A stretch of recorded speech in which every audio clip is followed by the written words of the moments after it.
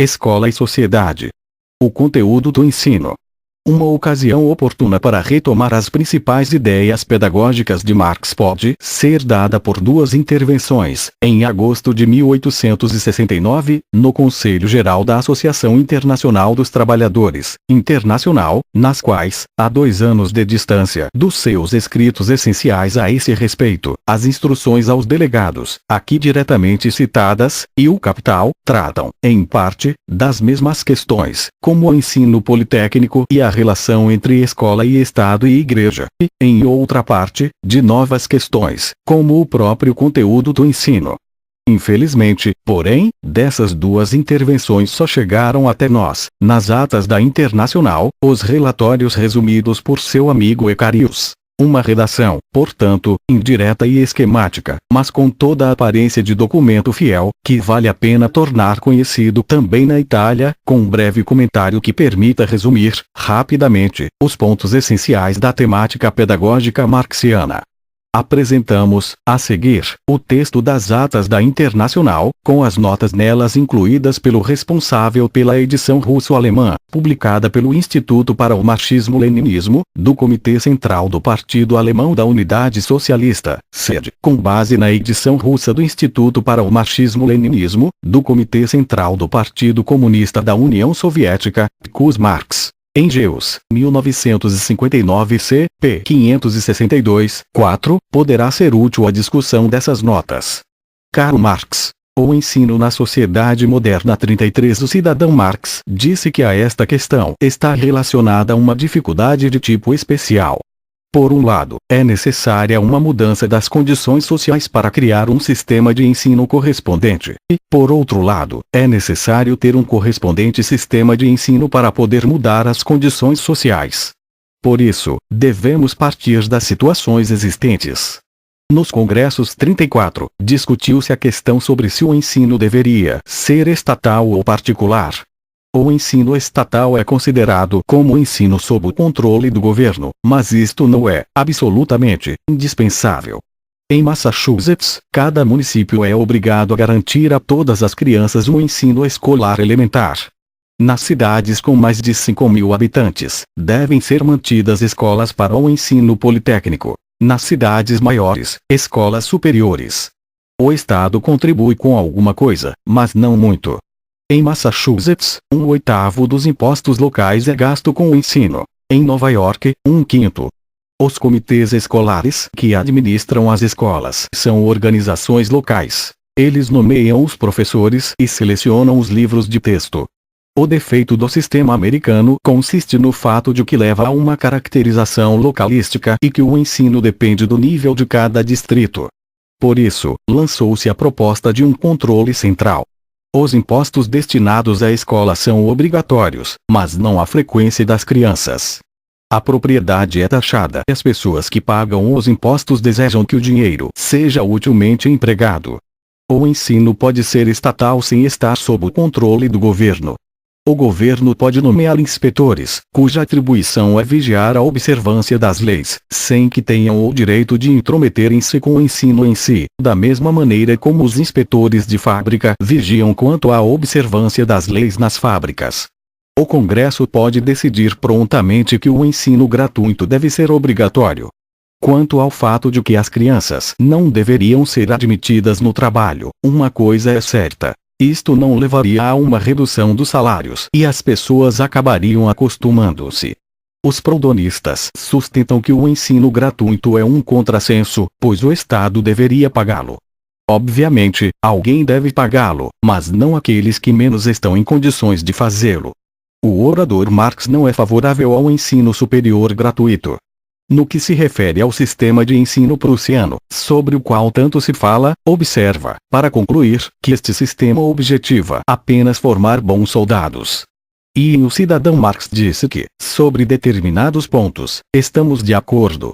A discussão começou com a proposta de ratificação da Resolução de Genebra, que pede para se unir o ensino intelectual com o trabalho físico, os exercícios ginásticos e a formação tecnológica.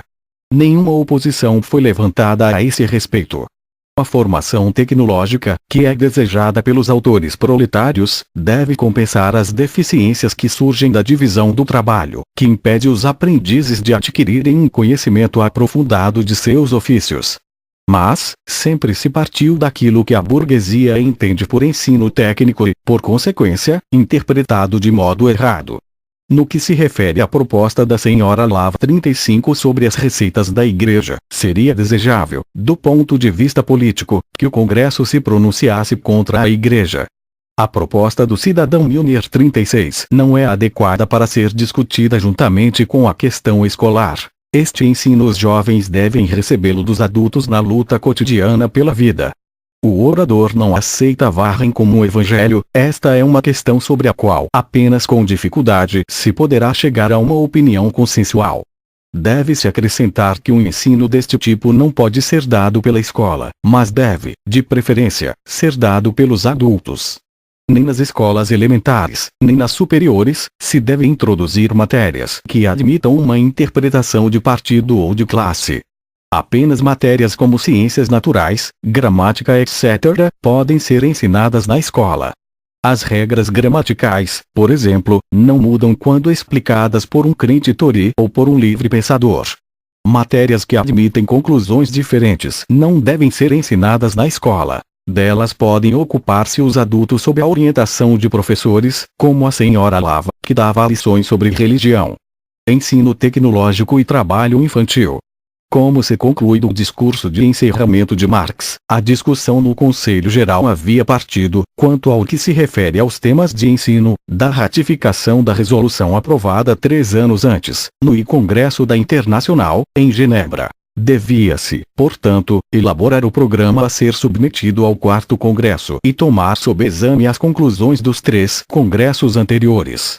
A Resolução de Genebra não tinha feito mais do que assumir a proposta sobre ensino tecnológico associado ao ensino intelectual, ao trabalho manual e à ginástica, que Marx, impossibilitado de participar do Congresso, expusera por escrito em suas instruções aos delegados, de agosto de 1866-38.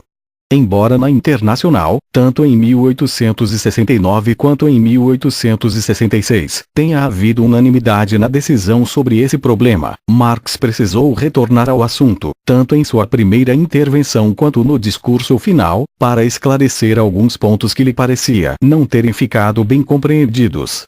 O primeiro ponto diz respeito à questão do trabalho produtivo das crianças e pretende dar resposta a 2 objeções diversas. 1. Que ele comporta, inevitavelmente, uma forma de exploração do trabalho infantil. 2. Que o custo menor do trabalho infantil traz consigo uma diminuição dos salários dos trabalhadores adultos. No relato sumário de que dispomos, as respostas de Marx a essas objeções podem parecer extremamente apressadas. Mas o sentido da sua exposição poderá ser melhor compreendido, se posto em confronto com outros dos seus textos nos quais trata expressamente do mesmo argumento.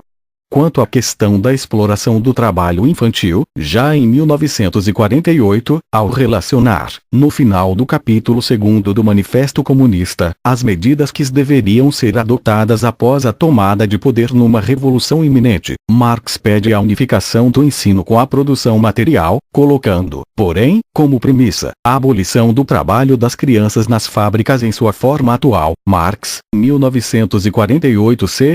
55. Aliás, exatamente esta objeção, explícita e contextual, distingue Marx de quantos, antes dele, haviam associado ou defendido a oportunidade de associar o ensino ao trabalho de fábrica, inclusive a de Owen, que modificava, de fato, a forma do trabalho de fábrica das crianças na época, e a do próprio Engels 39.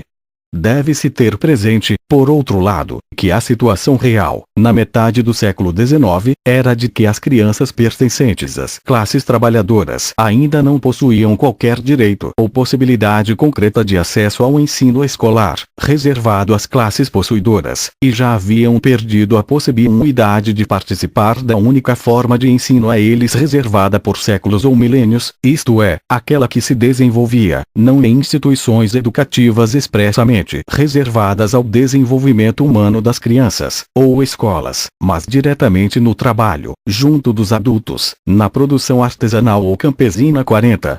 A fábrica moderna substituía a oficina artesanal, graças à expropriação capitalista das terras feudais, comunais e campesinas, recrutava amplamente nos campos suas reservas de mão de obra. Inseria, de fato, a população, antes artesã e campesina, no centro de uma forma de produção moderna, tolhendo-lhe, sem o substituir por nada, aqueles complementos de vida que as antigas estruturas sociais permitiam. A assistência eclesiástica, por exemplo, e sobretudo o ensino para o trabalho. A fábrica, Marx fala a miúde disso, 41 não permitia qualquer formação para o trabalho, do tipo artesanal. Destruídas as escolas artesanais, exigia das crianças apenas um trabalho sem aquisições técnicas e culturais, sem perspectiva de progresso. Nessas condições, a exigência de associar o ensino ao trabalho para as crianças, formulada como o fazia Marx 42, significava enfatizar o fato novo da inserção das crianças no coração da produção moderna, que as retira de formas primitivas de vida, para, no entanto, extrair desse novo fato, e não em oposição a ele, o que seria utópico e voluntarioso, formas mais avançadas de vida e de relações sociais. Significava, por outro lado, restituir às classes artesãs e campesinas, que tinham sido expropriadas de uma forma de ensino que lhes pertencia, mas era limitada, uma forma superior de ensino, ligada a novas e mais avançadas, e, por isso mesmo, mais contraditórias, relações de produção. Ainda em 1875, em sua crítica ao programa de Gotha 43, Marx reforçará a exigência de vínculo precoce do ensino ao trabalho produtivo, como um dos mais poderosos meios de transformação da sociedade, mas subordinando a rigorosa regulamentação da duração do trabalho segundo as diferentes idades. Em 1866, tinha assim especificado: 2 horas entre os 9 e 12 anos, 4 horas entre os 13 e 15 anos, 6 horas entre os 16 e 17 anos. Marx, Engels, 1962, p. 190, 1964 b. p. 82, 3. São essas as respostas que Marx dá às objeções que são colocadas à associação de ensino e trabalho de fábrica, contrapondo-se às posições humanitárias e, no entanto, corporativas e conservadoras, daqueles que, sob a hipótese ilusória de uma defesa dos salários ou da tutela das crianças, se opõem à realidade revolucionária de um processo objetivo que, em suma, não chegam a compreender, para repetir quanto dissera em 1865, sempre ao Conselho Geral da Internacional, que o sistema atual, com todas as misérias que acumula sobre a classe operária, engendra, ao mesmo tempo, as condições materiais e as formas sociais necessárias para uma reconstrução econômica da sociedade. Marx, 1955, p. 94. 44. Porém Marx tem que responder também a quantos, aparentemente aceitando suas propostas, na realidade dão a elas uma interpretação do tipo burguês. E é o que ele faz no terceiro parágrafo do discurso final. Sempre se partiu daquilo que a burguesia entende por ensino técnico e, consequentemente, sempre se deu uma interpretação errada. Marx retoma, também aqui, uma sua antiga polêmica, de 1847, contra uma proposta predileta dos burgueses. Aquela do ensino profissional universal. Marx, 1959 c. p. 545, 45, que consistia em adestrar o operário em tantos ramos de trabalho quanto possível, para fazer frente à introdução de novas máquinas ou a mudanças na divisão do trabalho.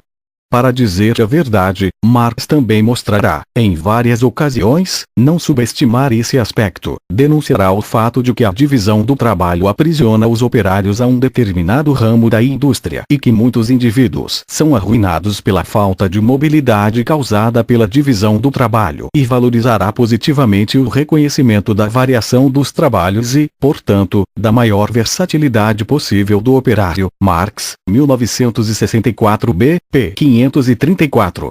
Mas não se limita, certamente, a essa reivindicação por uma maior disponibilidade do operário para a variação do trabalho.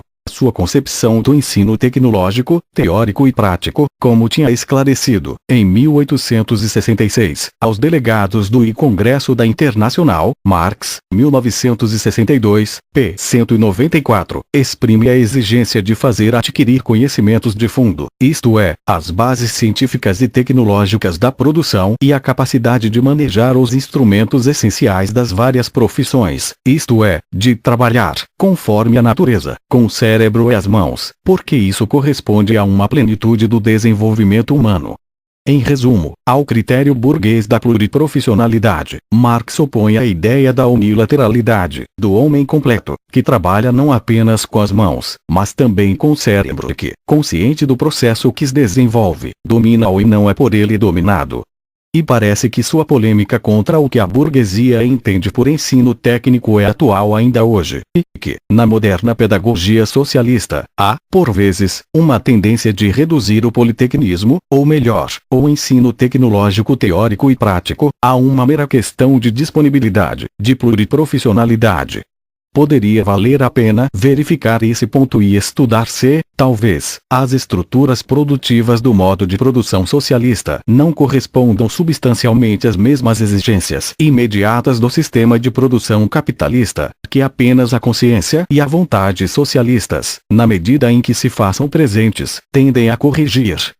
Deve-se observar, de fato, se não estamos errados, se, contrariamente ao que acontece na passagem das formas de produção pré-capitalistas às capitalistas, na passagem às formas de produção socialistas, não se verificam mudanças substanciais das estruturas produtivas. Os meios de produção, a fábrica capitalista, são algo mais que a simples premissa da fábrica socialista, pois nem mesmo tem necessidade de mudar na transição de um regime a outro. O que deve ser mudado são as relações de produção ou de propriedade 46. Nem mesmo a segunda revolução industrial é específica do sistema de produção capitalista, ou do socialista. Parece evidente que, dessa estrutura comum, nasçam exigências e tendências objetivas comuns. Apenas a resposta política, voluntária e consciente, é que pode ser diferente. Relação da escola com a sociedade, o Estado e a Igreja. A observação inicial de Marx sobre a dificuldade especial e inerente à relação escola-sociedade, ou, como diz, a relação entre condições sociais e sistema escolar, como relação de tipo particular, que supõe um condicionamento recíproco, responde à proposta de Icarius, de ratificar a Resolução de Genebra e limitar a discussão ao problema de quem deve controlar e financiar o ensino, superando a oposição anti-estatal dos franceses. Contém uma advertência para não se confiar demais nas possibilidades revolucionárias de um sistema escolar frente à sociedade, da qual é produto e parte, mas, ao mesmo tempo, também para se eliminar todo adiamento pessimista e omisso de intervir neste setor somente após a revolução, isto é, quando as estruturas sociais já tenham sido modificadas. Seria simples demais reduzir todo o sentido da breve, mas relevante indicação de Marx a uma questão de relações entre estrutura e superestrutura. Em Marx, as coisas não são assim tão simples, nem mesmo nas famosíssimas páginas do Prefácio Crítica da Economia Política, em que traça a história autobiográfica da sua descoberta dessa relação e a expõe explicitamente, Marx, 1957, p. 9, 13. Marx ali estabelece uma relação, no mínimo tripla, entre uma base real, dada pelo conjunto das relações de produção, que, além disso, já pressupõem um determinado grau de desenvolvimento das forças produtivas materiais e constituem a estrutura econômica da sociedade. B. Uma superestrutura jurídica e política que se ergue sobre aquela base e a qual correspondem c. determinadas formas de consciência social. Mas, acima de tudo, Marx evita todo esquematismo ao delinear esses momentos e sua relação. Uma leitura atenta daquelas páginas apresenta-nos, sobretudo, uma contradição de fundo entre os dois primeiros termos, forças e relações de produção, e a identificação destas últimas com sua forma jurídica, isto é, com as relações de propriedade, em última instância, com todas as formas ideológicas em que os homens concebem e combatem o conflito real. A forma mais precisa em que ele determina esta relação é, ao mesmo tempo, a mais genérica, que o modo de produção da vida material condiciona, em geral, o processo social, político e espiritual da vida, ou ainda mais em geral, que não é a consciência dos homens que determina o seu ser, mas, ao contrário, é seu ser social que determina sua consciência. Marx, 1957, p. 11. Contudo, sejam quais forem as coisas em Marx sobre esse ponto central da sua teoria, que, aqui, não é possível esgotar, parece-me que o sentido da sua observação pode ser encontrado naquelas mesmas páginas, nas quais exige a necessidade de se partir do real. A humanidade, diz ele, se coloca sempre apenas as tarefas que pode resolver, porque, caso observe melhor, se achará sempre que as próprias tarefas surgem apenas onde as condições materiais para sua solução já existem ou, pelo menos, estão infiere. E, além disso, toda a sua tese sobre o ensino tecnológico e sobre a união de ensino e trabalho é formulada, principalmente em O Capital, isto é, no momento de maior maturidade da sua pesquisa, como um desenvolvimento do real ou melhor, das suas contradições. 47 De qualquer maneira, nessa sua intervenção, ou melhor, na resenha sintética de que dispomos, Marx não vai além da enunciação da dificuldade especial dessa questão da relação recíproca que existe entre condições sociais e sistema de ensino, e, finalmente, do consequente apelo à realidade. No discurso seguinte, sobre a questão do ensino estatal ou privado e das relações da escola com o Estado, governo e igreja, e que se estende aos problemas da obrigatoriedade, da gratuidade e da laicidade, da democracia e das liberdades escolares, há também uma resposta implícita à questão anterior. O ponto de vista de Marx apresenta-se como claro e atual até hoje. A concepção daqueles que, por estatolatria ou por estatofobia, pouco importa, não sabe conceber o ensino estatal senão como um ensino controlado pelo governo. Ele responde com a óbvia, mas tão esquecida observação de que Estado e governo são duas coisas diversas, e que o ensino pode ser estatal sem estar sob o controle do governo. Observação óbvia, mas, na verdade, muitas vezes esquecida.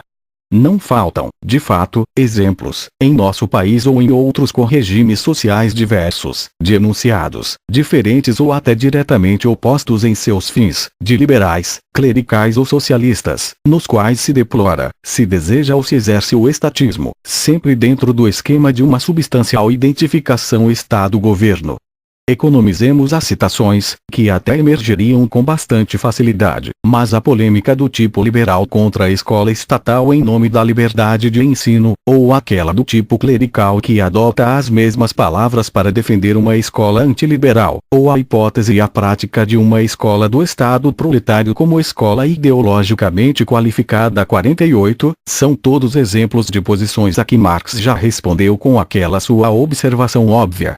Ele a ilustra com o exemplo das escolas de Massachusetts e com a analogia dos inspetores de fábrica da Inglaterra. A escola pode ser estatal na medida em que o Estado promulga as disposições gerais, contribui com seus fundos, controla a obediência às leis, mas, quanto ao resto, desde a nomeação até a escolha dos manuais escolares, pode depender das representações locais, que, considera-se, podem ser, por sua vez, democráticas em vários graus. Vale a pena observar que esses exemplos americanos e ingleses não aparecem apenas aqui, em Marx. Para confirmar a validade dessa resenha sintética, pode-se recordar que, cerca de 6 anos mais tarde, em sua crítica ao programa de Gotha, de 1875, Marx declarava reprovar completamente a ideia de uma educação popular a cargo do Estado e recorria, uma vez mais, ao exemplo dos Estados Unidos, para observar que o Estado deveria limitar-se a determinar por lei os recursos para as escolas, o nível de ensino dos professores, as matérias de ensino e a supervisar, com seus inspetores, o cumprimento dessas disposições. E repetia que isso não quer dizer, de fato, nomear o Estado educador do povo, porque, pelo contrário, deve-se excluir governo e igreja de toda a influência sobre a escola. Marx, 1948, p. 242. Portanto, Marx não improvisa, aqui, uma tese liberal. Sua posição é totalmente coerente com sua concepção do socialismo. Aliás, era uma tese que já expressara em outra ocasião, em seus escritos do final de maio de 1871, sobre a Comuna de Paris, nos quais tinha exaltado as medidas da Comuna referentes ao ensino. Todos os institutos de ensino foram abertos gratuitamente ao povo, ao mesmo tempo, liberados de toda a ingerência da Igreja e do Estado. Assim, não apenas o ensino foi tornado acessível a todos, mas a própria ciência foi liberada das cadeias que os preconceitos de classe e a força do governo lhe haviam imposto. Marx, 1950b, p. 73. Nesse sentido da separação entre igreja e escola, deverá ser entendida também a sugestão de Marx de que seria oportuno que o Congresso se pronunciasse contra a igreja. Para concluir esse ponto, é conveniente dizer, até para introduzir o discurso seguinte, que, para Marx, a oposição ao Estado educador não é uma tese transitória, válida contra o Estado burguês, e que deva ser abandonada quando se trate de um Estado proletário. Por mais que considere a necessidade do uso do poder político na Revolução Socialista, a perspectiva liberadora do socialismo nunca se configura nele como um aumento da esfera estatal. O discurso se torna, aqui, muito complexo. Nos limitaremos a citar, uma vez mais, a crítica ao programa de Gotha, em que ele considera um inútil estratagema dizer que se refere a um Estado futuro.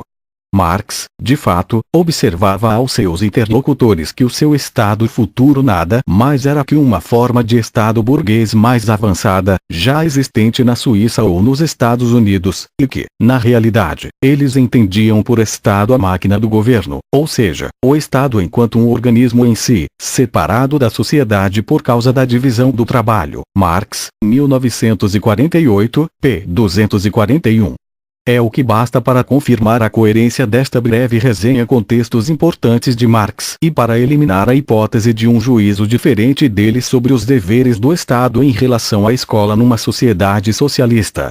Objetividade do ensino. Uma última questão muito importante, em nossa opinião, foi tratada no discurso de encerramento de Marx. O do conteúdo do ensino escolar, que é, talvez, o mais novo, no sentido de que, segundo consta, não se encontra qualquer outra referência explícita em outras páginas suas, ou mais rico em implicações pedagógicas. A proposta de Milner de que a escola transmita um ensino de economia política, e Milner pensa numa determinada teoria de economia política, Marx réplica com firmeza, excluindo de partida que esse tipo de argumento tenha algo a ver com as questões escolares. Em suma, nem sequer deveria constar da ordem do dia. A tese de Marx é clara. Matérias que permitem uma interpretação de partido ou de classe, que, como a economia política e a religião, permitem conclusões diferentes, não devem ser admitidas nas escolas de qualquer grau. Na escola, devem-se ensinar matérias como as ciências naturais e a gramática, que não variam quanto ensinadas por um crente ou por um livre pensador. Todo o resto os jovens devem assimilar da própria vida, do contato direto com a experiência dos adultos. Perante uma tese tão firme, deve-se discutir preliminarmente a nota da edição russo-alemã. Parece-nos que não se pode reduzir a questão ao fato de que Milner tivesse proposto que a escola burguesa da época transmitisse conhecimentos de economia política, e que isso era inaceitável do ponto de vista do proletariado porque reforçaria a influência burguesa sobre as jovens gerações. Uma interpretação desse tipo não apenas torce um pouco o sentido pretendido por Milner, que, certamente, não teria falado explicitamente da escola burguesa, mesmo que esta fosse a consequência inevitável da sua proposta, mas reduz a tese de Marx a um mero expediente tático, quando já vimos o quanto, para ele, na verdade, ela constituía uma questão de princípio. O sentido daquela nota editorial é, parece-nos, o seguinte. Enquanto do ponto de vista do proletariado, é preciso afastar toda a utilização política da escola por parte do Estado burguês, essa utilização se torna lícita por parte de um Estado proletário. Marx diz algo muito diferente. Ainda em relação ao programa de Gotha, ele não projeta, certamente, a passagem de um Estado burguês a um Estado proletário, mas sim a passagem de uma sociedade capitalista a uma sociedade comunista e, apenas durante esta passagem, um Estado transitório que não poderá ser senão uma ditadura revolucionária do proletariado. Aliás, ele traduz prontamente a pergunta: que transformação sofrerá o Estado numa sociedade comunista? Para uma outra mais precisa: quais funções persistirão ali, que sejam análogas às atuais funções estatais? Para ele, a liberdade, com exceção do período transitório necessário de permanência do Estado como ditadura proletária, consiste não no atribuir ao Estado as mesmas tarefas em função de outras classes, mas na mudança do estado de órgão superposto à sociedade a órgão a ela subordinado. Marx, 1948, p. 239, 49. Se não temos forçado o sentido do que foi afirmado pelo moderno comentador de Marx, diremos que a sua interpretação se funda mais sobre a prática dos atuais estados socialistas e, para além desta, na teorização explícita de Lenin, referente, por outro lado, a um período realmente transitório de ditadura revolucionária do proletariado, logo após a Revolução Bolchevista, que se define como hipocrisia burguesa a existência da escola separada da política e afirma, sem meios termos, que nossa obra no campo da escola consiste também na luta pela eliminação da burguesia. Mas também não se deve esquecer a denúncia que Lenin fazia do modo vulgar e deformado como se costumava interpretar o vínculo da escola com a política. Lenin, 1949, p. 84, 5. 1919, p. 196, 198. Até aqui fizemos filologia, cuidando de devolver a Marx o que é de Marx, a Lenin o que é de Lenin e aos outros o que é deles. Mas o problema colocado por Marx interessa-nos porque ainda hoje é real, atual, e de suas palavras podemos retirar um estímulo para o seu reexame. A distinção clara que Marx estabelece entre matérias discutíveis e matérias não discutíveis lembra-nos um pouco a página Admirável Manifesto da Ciência Moderna, de Leonardo da Vinci, em que as mentirosas ciências mentais, pelas quais sempre se discute e se contende, opõem às ciências verdadeiras, nascidas da experiência, mãe de todas as certezas e que se submetem às demonstrações matemáticas nas quais se silencia a língua dos contendores. Fumagalli, 1938, p. 47, 8. 50. É grande, sem dúvida, o fascínio que emana dessas páginas de Leonardo, dessa perspectiva de Marx, de um ensino que se restrinja apenas às coisas certas e aos instrumentos para sua aquisição e uso. Mas será verdadeira e absoluta essa distinção? E é verdade que, no ensino, há lugar para as ciências mentais. A distinção, atual e antiquíssima, é, na essência, entre ciências humanas e ciências matemático-naturais, entre matérias literárias e matérias científicas, entre ciências do trívio e do quadrívio, artes cerimoniais e artes reais. Mas, por acaso, estas últimas estão livres de acusações? Por exemplo, e para permanecermos no campo do ensino, por acaso, conseguiu-se silenciar os contendores do darwinismo? Ou as matemáticas modernas suscitam discussões menores que a historiografia? Uma distinção rigorosa que pretenda discriminar o discutível e o certo é, sem dúvida, ilusória. Não obstante, parece-nos que o discurso de Marx, baseado nessa distinção, não é arbitrário. Objetiva excluir do ensino toda propaganda, todo conteúdo que não seja uma aquisição imediata de saber. Objetiva construir um ensino rigoroso de noções e de técnicas. Se se leva em consideração o tipo de escola para trabalhadores que existia em seu tempo e na perspectiva do futuro, ligada ao trabalho de fábrica e fundamentada na teoria e na prática de uma moderníssima ciência da tecnologia, vê-se que há pouco lugar para uma cultura desinteressada. No entanto, exatamente no texto mais explícito da sua pedagogia, isto é, nas Instruções aos Delegados, de 1866, Marx tinha colocado em primeiro lugar o ensino intelectual, mas sem defini-lo posteriormente. Marx, 1962, p. 118. Manacorda, 1964, p. 83. Que pode ser isso senão, exatamente, tudo aquilo que não é imediatamente útil, instrumental, operativo, isto é, a abertura àquele mundo das letras, das artes, da história, do pensamento que Marx, por seu lado, tão bem sabia apreciar? Talvez a chave para bem entender o pensamento de Marx esteja justamente aqui, no fato de que une, com austero rigor, a estrutura da escola à necessidade social de reproduzir a vida, de regular o intercâmbio orgânico com a natureza, em que a liberdade humana se explicita apenas como regulamentação racional desse intercâmbio. Mas não nega que isso permaneça sempre um reino da necessidade e que para além dele começa o desenvolvimento das capacidades humanas, que é um fim em si mesmo, o verdadeiro reino da liberdade. Marx, 1964b, p. 933, 51.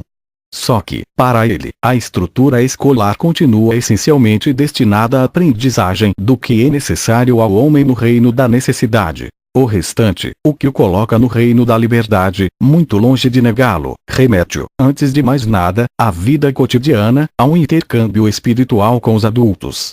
Em resumo, estamos perante uma determinada concepção da relação escola-sociedade, do lugar que a escola, local de trabalho das crianças, pode ter nela.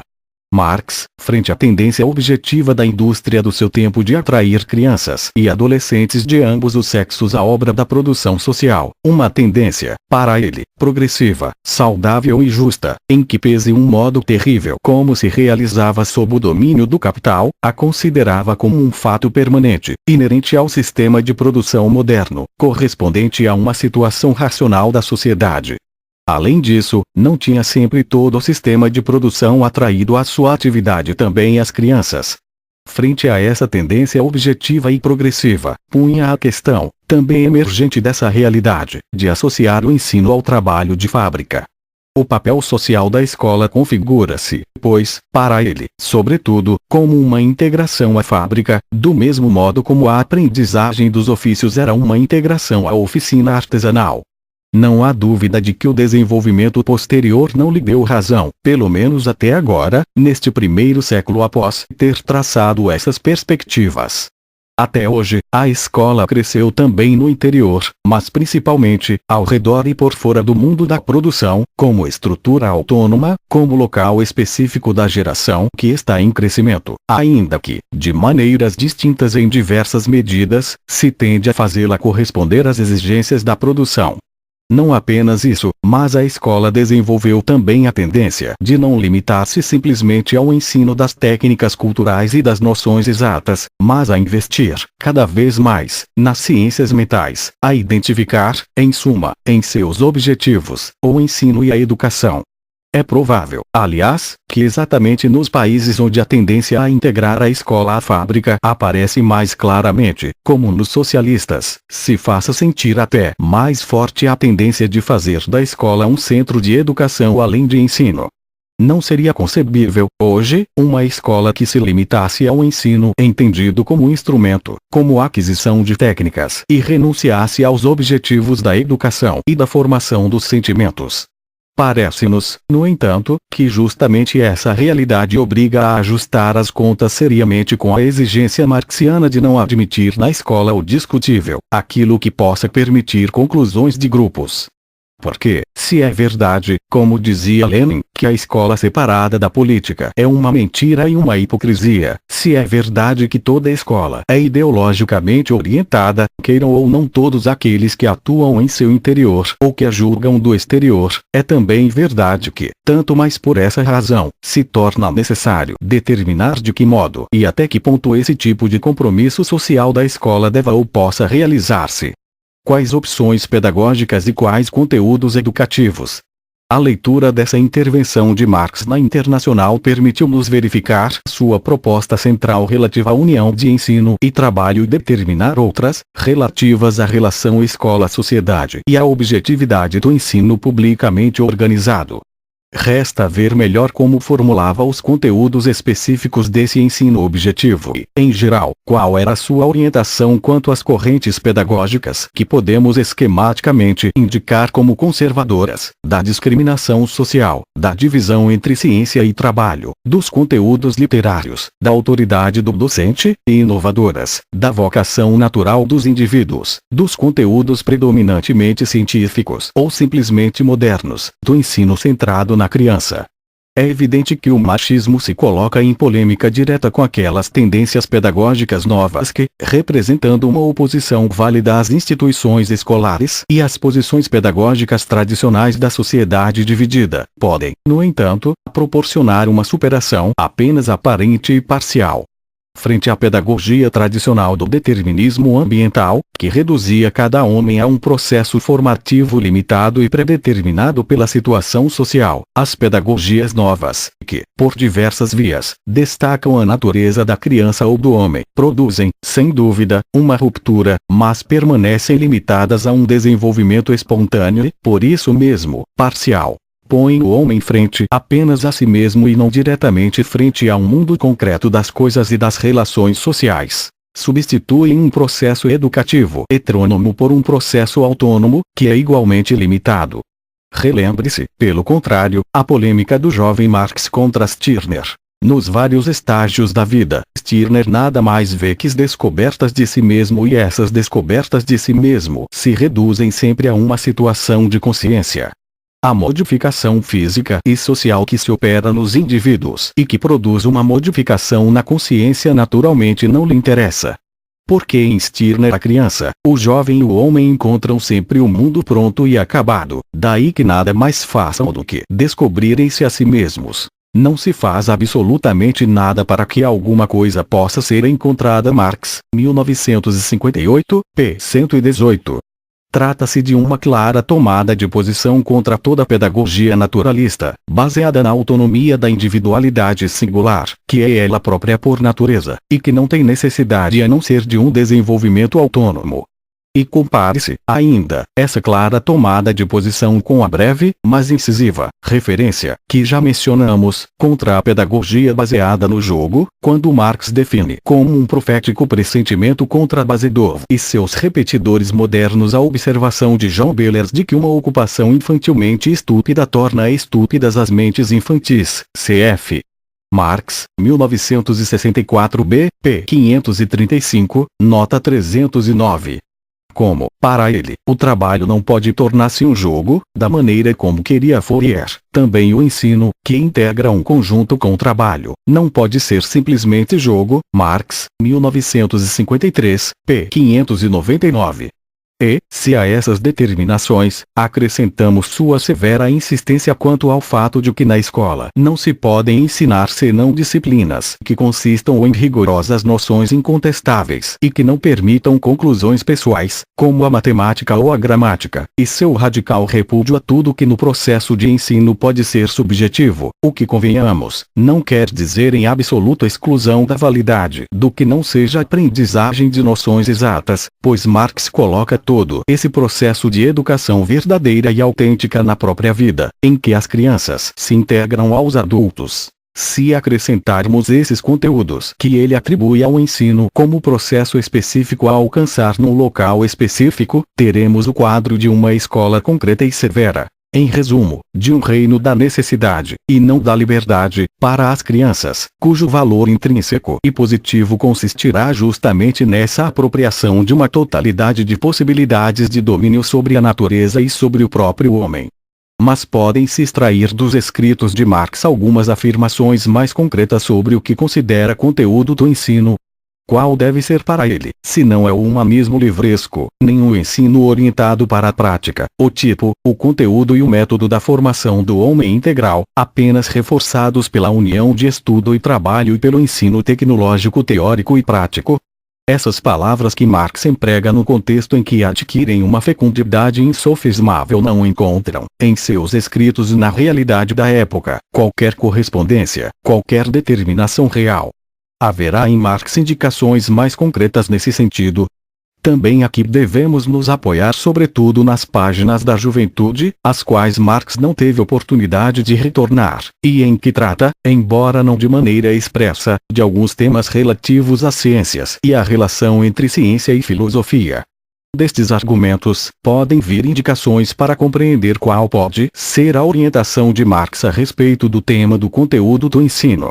Nos manuscritos de 1844, após haver enunciado uma tese que reaparecerá poucos meses depois como uma das teses sobre Feuerbach, após ter dito que a solução das antíteses teóricas é possível apenas de uma maneira prática, apenas pela energia prática do homem, e após ter acrescentado, especificando, que tal solução das antíteses reais existentes não é atribuição apenas do conhecimento, mas sim uma atribuição real da vida, que a filosofia não podia resolver porque a concebia apenas como uma atribuição teórica, e aqui o manuscrito se interrompe. Marx acrescenta que as ciências naturais têm desenvolvido uma atividade enorme e apropriaram-se de um material cada vez maior, o que não tem impedido que a filosofia se mantenha estranha a elas tanto quanto elas têm permanecido estranhas à filosofia.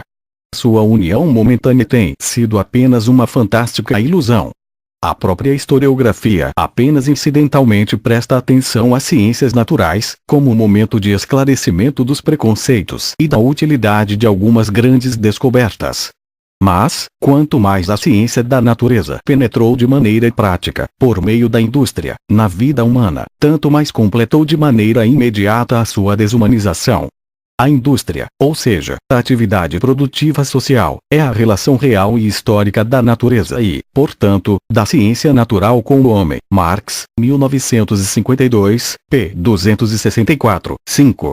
Que, quanto mais a ciência da natureza penetrou, por meio da indústria, na vida humana, e a transformou, tanto mais, porém, completou a desumanização do homem. É um enunciado que reaparece em O Capital, em que Marx constata que a indústria capitalista separa a ciência do trabalho, que nela a ciência se configura como entidade em si que não é mais parte integrante do trabalho desenvolvido pelo operário, sendo que também ela é uma força alienada, um poder exterior a ele, que o domina e que, por isso, contribui para sua desumanização. De fato, enquanto no processo de trabalho artesanal, a relação entre consciente conhecimento científico e execução prática era imediata, na grande fábrica industrial, as duas funções se separam claramente e o operário fica despojado, inclusive, de toda a possibilidade teórica. A ciência se coloca diante dele de modo estranho. É uma parte do processo da sua desumanização. Marx, 1964b, p. 405. Por outro lado, diz Marx, a indústria é a real relação histórica da natureza e, portanto, da ciência natural com o homem. É também este um tema que aparece em toda a obra juvenil de Marx, sobretudo em A Ideologia Alemã, em que repete quase à letra que, justamente, a unidade do homem com a natureza sempre existiu na indústria. Marx, 1958, p. 40.